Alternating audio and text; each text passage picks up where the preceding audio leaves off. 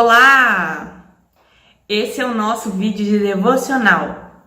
Prepara a sua Bíblia, o seu caderno para fazermos esse estudo maravilhoso, né? Crescermos no conhecimento da palavra de Deus. Não se esqueça de orar, né, na devocional. Não se esqueça de procurar um ambiente tranquilo para o seu estudo. O meu objetivo é nós estudarmos juntos a palavra de Deus, né? Dessa vez você não vai estar sozinho, você vai ter companhia para estudar, ok? Então eu te peço, curte esse vídeo, compartilha e se você não é inscrito no canal, se inscreva e ative o sininho para ser notificado sempre que tiver um novo vídeo.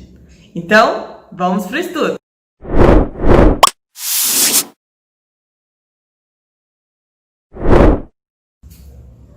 Olá, essa é a nossa devocional de número 40, graças a Deus. Hoje nós vamos iniciar o capítulo 9 de Romanos e nós vamos ler do verso 1 ao verso 5. Então vamos à leitura. Em Cristo digo a verdade, não minto, dando testemunho à minha consciência no Espírito Santo, que tenho grande tristeza e contínua dor no meu coração. Porque eu mesmo poderia desejar ser anátema de Cristo, por amor de meus irmãos, que são meus parentes segundo a carne, que são israelitas, dos quais é a adoção de filhos, e a glória, e as alianças, e a lei, e o culto e as promessas, dos quais são os pais, e dos quais é Cristo segundo a carne, o qual é sobre todos, Deus bendito eternamente. Amém. Bom, vou fazer aqui um breve resumo, né? O nosso último estudo ficou um pouco longo, eu vou tentar ser mais objetiva nesse. Bom, na primeira parte da carta de Romanos, nós falamos sobre a perdição dos gentios e judeus. E foi concluído na metade do verso do capítulo 3, falando da perdição de toda a humanidade. Todos pecaram e destituídos estão da glória de Deus, né? Então, essa primeira parte vai tratar da perdição de todos. Aí vem a segunda parte, a partir da segunda metade do verso 3, né, até o verso 5, vai falar sobre a justificação dos pecadores pela fé por meio da obra de Cristo na cruz, né? A fé na obra de Cristo na cruz. Então, nos capítulos 6, 7 e 8, falam de como os pecadores devem viver, né? Mais ou menos assim, no 6, que nós somos libertos do pecado, o 7, né? A condenação, libertos da condenação, o 6, de novo, libertos do pecado, 7, libertos da condenação da lei, e o 8, viver uma vida no Espírito Santo, né? E conclui com a fidelidade de Deus e pergunta: quem pode nos separar do amor de Deus? Porém, diante de tudo isso, né, questões podem ser levantadas como a afirmação da fidelidade de Deus e suas promessas, tendo em vista que muitos judeus rejeitaram Jesus Cristo. Existe um futuro para a nação de Israel? Nos planos de Deus? Qual o lugar de Israel no plano da salvação de Deus? Né? Então, esse capítulo 9, ele vai começar tratando disso, né? Vamos lá vamos às análises dos versículos. Vamos lá. O 1. Em Cristo digo a verdade, não minto, dando-me testemunha a minha consciência no Espírito Santo. Isso aqui é como se fosse um juramento solene de Paulo. Tipo, o que eu vou dizer, pode ter muita gente que não vai acreditar, mas eu tô apresentando a minha consciência diante de Deus e o Espírito Santo é testemunha de que eu não minto, que o que eu vou dizer é verdade. Então é como se fosse expressando a sinceridade que ele irá declarar as próximas palavras, né? Aí olha só, estou dizendo a verdade em Jesus, né? Um cristão não mente, né? Ele chama Cristo como sua testemunha do que ele irá dizer é verdade, e que o Espírito Santo testemunha na consciência dele, ou seja, o Espírito Santo atua na nossa consciência, e quando nós mentimos, ele acusa isso na nossa consciência. A gente sabe que tá mentindo, a gente sabe que tá fazendo algo errado. Então ali ele tá, olha, tô apresentando a minha consciência diante do Espírito Santo que eu tô dizendo a verdade. Então todo crente tem uma consciência iluminada. não é obscurecida. Ele não vai mentir, vai falar, eu nem percebia. Não, ele vai sentir, né, ali do Espírito Santo o equívoco, o erro, o pecado ali de estar mentindo. Porque o Espírito Santo testemunha na nossa consciência. Então, ele testifica o que falamos, né? Ou irá apontar ali uma mentira.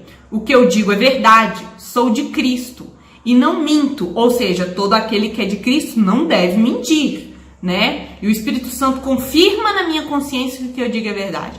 Então você vê que Paulo está enfatizando a sinceridade do que ele ainda vai falar? Pois bem, então diante disso, aí ele vai para o verso 2, no qual ele diz que tem grande tristeza e contínua dor no meu coração.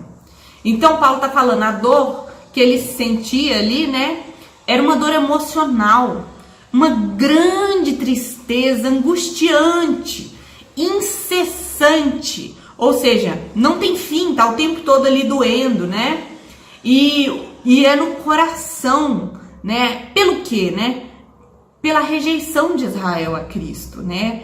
Paulo carregava este luto dentro de si, essa dor no peito por conta dos seus compatriotas. Alguns estudiosos acham até que o espinho na carne seja essa dor que ele sentia pelos judeus, né, na sua grande maioria, ter rejeitado a Cristo.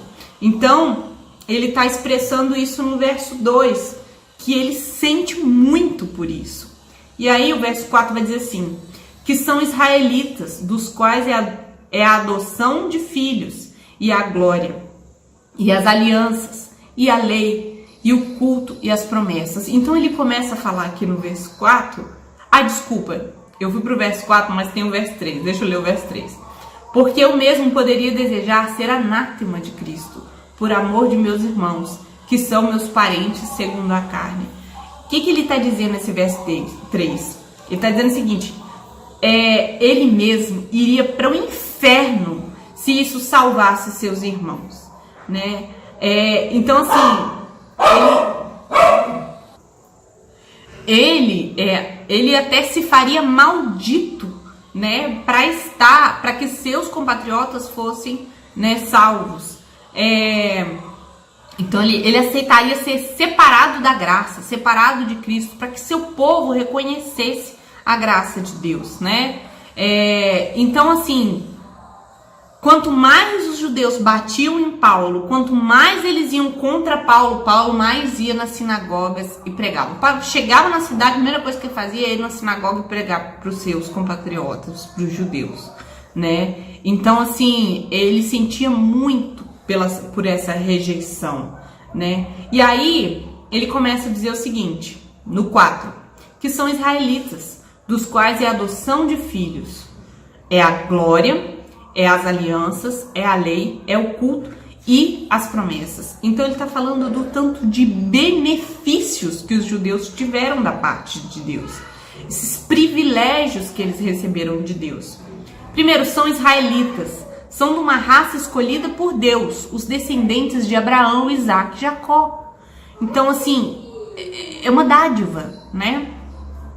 A eles pertencem a adoção. Deus os escolheu como filho, como uma nação eleita, menina dos olhos, né? E Deus revelou à nação de Israel a sua glória. Deus se manifestou em glória, né? Ele se manifestou como coluna de fogo à noite, como uma nuvem que os protegia durante o dia. Ele se apresentou diante do pé do monte. Então, assim, Deus, ele fez coisas com esse povo que nenhum outro povo experimentou. Deus fez um pacto, uma aliança com Israel. Outra coisa, Deus deu a Israel a lei, que apresentava como o povo deveria se relacionar com Deus e com os demais, como eles deveriam se organizar como nação, né? Então nós percebemos aqui que isso é um grande privilégio, né? Deus deu o culto a Israel. Israel tinha ali os preceitos de como o culto deveriam ser feito, né? Ele falou que não haja outros deuses diante de mim, né? Para não fazer imagem de escultura, né? Deus estabeleceu como o culto a ele deveria ocorrer, né? E Deus deu as promessas, né? De ti virá uma nação que irá abençoar o mundo, um instrumento de Deus para a salvação do mundo, né? Dele virá um Messias. Então veja bem, como eles foram bem privilegiados como povo diante de Deus. E Deus poderia ter escolhido uma nação mais forte, né? Ali daquela época. E não, Deus escolheu aquele povo pastoreio, né? Nômade. E aí nós temos o verso 5 que vai complementar, dos quais são os pais, e dos quais é Cristo segundo a carne, o qual é sobre todos, Deus bendito eternamente. Esse versículo, irmão, refuta qualquer ideia de que Cristo não seja Deus, que Jesus não seja Deus, tá? Cristo segundo a carne, o qual é sobre todos, Deus bendito eternamente, amém. Então, queria ressaltar isso também, mas ele tá falando que deles vêm os patriarcas, né? O Cristo segundo a carne, a descendência, né, de onde Cristo vem, é desse povo, né? E ele não é somente um homem, ele é Deus, e sobre todos há poder, né? Cristo tem todo o poder. O Deus Todo-Poderoso escolheu os israelitas para se manifestar em carne. Então essa nação, ela recebeu tantos privilégios, e quando essas promessas, né, que o povo de Israel recebeu se concretizou, Israel rejeitou Cristo, rejeitou o próprio Deus, né? Então, o que acontece como consequência disso? Os judeus não têm privilégios na salvação. Deus escolheu como povo, os cercaram de privilégios, deu a ele tudo, essas dádivas maravilhosas. E o que aconteceu? Quando se manifestou, né, a grande promessa de redenção de Deus, eles rejeitaram a Cristo. Não há outro meio de ser salvo. É só mediante a fé em Cristo Jesus. Então não tem privilégios na salvação para os judeus, né? Só crendo em Cristo. E muitos dizem até que Israel, ele vai ser tratado por Deus de maneira diferente e tal. Mas entendam isso. Se isso fosse verdade, Paulo não sentiria uma tristeza constante. Ele sabe a única maneira de ser salvo é por meio de Cristo Jesus. E se a nação rejeita, não tem outra forma, não tem outro meio. Os privilégios que Israel já, né, teriam já foram manifestos por Deus na história, né? Agora que Cristo se manifestou, é só por Cristo, né? Então a tristeza de Paulo evidencia que isso não procede, um privilégio futuro para a nação de Israel, um tratamento diferenciado, né? Este texto nos ensina que deveríamos ter, né, tristeza pelos nossos compatriotas brasileiros, né, que ainda não conhecem a Cristo. E até mesmo pessoas que estão em igrejas onde Cristo não é pregado, o evangelho não é um evangelho verdadeiro. A gente tem que sentir tristeza por essas pessoas, né? Sentir contrição, essa tristeza, essa grande tristeza que Paulo fala aqui, né? O nosso país está cheio de igrejas onde crentes acham que o cristianismo se resume em ir participar de um culto, em ir e fazer alguma coisa, né? Onde há um coração tão religioso quanto, né, eram ali dos fariseus, porque na verdade não há compaixão, não há amor, né, pelos perdidos, pelos que nos rodeiam. Então o cristianismo, ele é muito mais que isso, né? E muitas vezes, sobretudo aqui no Brasil, a gente vê muitas igrejas em que os crentes, eles acham que o cristianismo, ele tem como centro a vida do indivíduo, daquela pessoa, no sentido de trazer para ele benefícios, conforto, resolver os problemas, curar das doenças, né, dar os recursos, né, em abundância. E não é isso que o cristianismo fala. E na verdade, isso é um cristianismo superficial, né? Isso é um cristianismo medíocre, ruim, e não é o verdadeiro, né? Então nós devemos sentir tristeza por aqueles que estão vivendo um falso evangelho e por aqueles que não conhecem a Cristo de maneira abrangente, não o vê como o Senhor, estão condenados ao inferno conforme a palavra de Deus, e a gente pega e convive com isso como se ok, né? Não há tristeza nenhuma diante disso, né? Então, o evangelho ele vai muito além disso. É preciso ter amor e misericórdia, né? Viver essa dor, né? E orar pelas pessoas, né, que estão perdidas. Então, devemos lembrar que a postura do próprio Deus diante daqueles que estavam fazendo o que era errado é pedir a Deus perdão em favor deles. Pai, perdoa porque eles não sabem o que faz, né? Estevão também orou pedindo a Deus que perdoasse aqueles que estavam ali matando ele, né? Então, Deus tem poder para nos ensinar a perdoar, sabe? Quem nos persegue, quem nos calunia, quem nos fere de alguma maneira. Não só perdoar, como orar por elas. Deus mostrou o seu amor e paciência com a nação de Israel, que teve todos esses privilégios, né, de receber o cuidado do próprio Deus. Mas podemos aplicar essa questão a você, né, que de repente nasceu no Evangelho. Então você tem os privilégios de não ter vivido uma vida sem essa referência do cristianismo, da pessoa de Cristo, do poder dele de nos tornar pessoas melhores, né? Pessoas semelhantes a eles, pequenos cristos, né? Que é o que significa cristão. Então nós precisamos valorizar. Você que já nasceu num berço cristão, valorize esse privilégio, não nos desperdice. Entenda que você precisa ter uma postura de resposta, né? Ter Cristo como Senhor, porque esse é o único caminho. Não jogue fora esses privilégios que Deus te concedeu, né? Porque com Deus não se brinca, Deus não se zomba. Então, porque você está nesse ambiente de cuidado de Deus, talvez você não valorize, né? Se envolva com Cristo, com o cristianismo, proclame o verdadeiro evangelho, né? Quebre esse paradigma de cristianismo religioso superficial, né? Se renda à graça, né? Que sejamos responsáveis, né? Por essa dádiva que Deus nos deu, que é o conhecimento da sua palavra, da sua graça. Estude a palavra de Deus, conheça a verdade, compartilhe a verdade, ore por aqueles que estão perdidos. Amém? Vamos orar?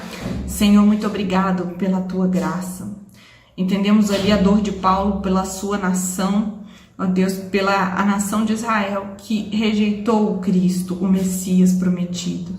Pai, que nós possamos não desperdiçar, não zombar, não desvalorizar os privilégios que o Senhor nos oferece em ser um povo seu, e que possamos nos contristar, nos entristecer por aqueles que estão perdidos, orar e clamar por eles, Senhor, que possamos viver o verdadeiro evangelho, ó Pai, e alcançar os perdidos pela tua graça, em nome de Jesus. Amém.